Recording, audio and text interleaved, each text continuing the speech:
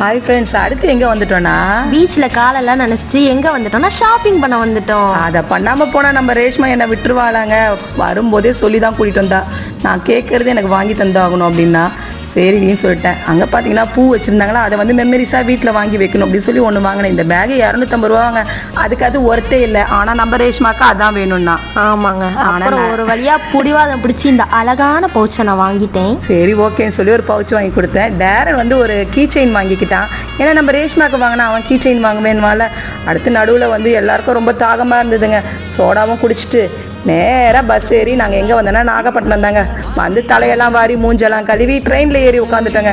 என்னங்க ட்ரெயினில் ஏறி உட்காந்தா வரும்போது எவ்வளோ ஈஸியாக வந்தோம், போகும்போது பார்த்தீங்கன்னா ஒரே கிராசிங் போல் நிறுத்தி ட்ரெயினை போட்டு ஒரு வழியாக 7 மணிக்கு தாங்க நம்ம திருச்சியே வந்து நாங்கள் நிறுத்தினாங்க. சீக்கிரமாக வர வேண்டிய திருச்சியே எங்களை லேட்டாக வர வச்சிட்டாங்க. கடைசியில் நாங்கள் ஹோட்டலில் சாப்பிட போயிட்டோங்க. சூப்பரில்